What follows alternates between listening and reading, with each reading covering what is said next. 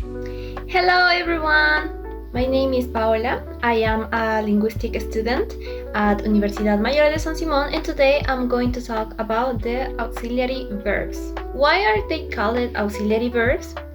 They are called auxiliary verbs because assist or help the main verb in a sentence.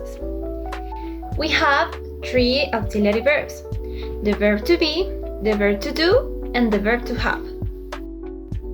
Let's start with the verb to be. The verb to be acts as a linking verb when it connects the subject of the sentence to a complement that provides additional information about the subject, such as its state, identity, or characteristics. In this case, the verb to be does not describe an action but serves to link the subject to its description or state. For example, Melanie is the best student in the class. In this sentence, the verb is acts as a linking verb because it connects the subject Melanie with the complement the best student in the class, which describes her identity or characteristic. Another example, Luz is the smartest in my house. In this sentence, the verb is also acts as a linking verb because it connects the subject Luz with the complement the smartest in my house, which describes a quality of Luz.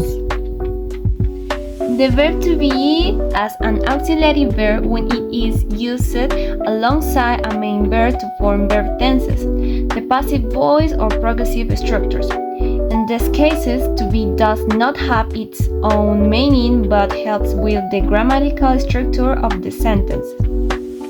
One example, my sister is writing in her notebook, or Gio is talking about him. In these cases, to be does not act as a linking verb because it does not connect the subject to an attribute. Instead, it helps conjugate the main verb. As a modal verb, the verb to be can occasionally be used to express a mix of obligation and future. For example, students are to submit their videos on Friday, or the train is to arrive at 5 o'clock. Structure of the verb to be. The form the present the verb to be has three forms: am, are, and is. The form the past the verb to be has two forms: was and were. The present participle of the verb to be is been, and the past participle of the verb to be is been. This was the verb to be. Now let's continue with the verb to do. When the verb to do is a main verb, expresses the event of carrying out an action and can be used in the place of a more specific verb. For example, my father does cooks dinner on Sundays. Gio does explains the lesson very well. The verb to do functions as an auxiliary to form questions in the present and past, and to form negative sentences in the present and past. For example, did you do your homework? My sister does not like horror movies. Structure of the verb to do. In the present, the verb to do has two forms: does and do. In the past, the verb to do has only one form: did. The present participle of the verb to do is doing, and the past participle of the verb to do is done. This was the verb to do.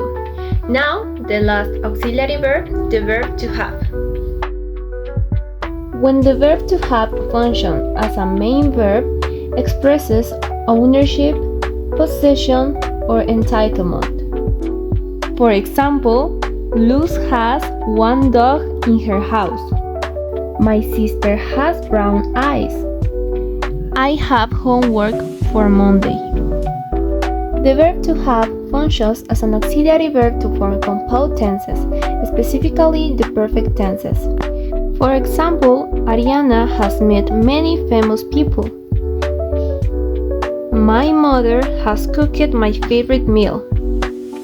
Gio had explained the topic before the practice. Structure of the verb to have. In the present, the verb to have has two forms, has and have. In the past, the verb to have has only one form, had. The present participle of the verb to have is having, and the past participle of the verb to have is had. This is all about auxiliary verbs. I hope it has been understood, and thank you for watching. See you next week. Goodbye.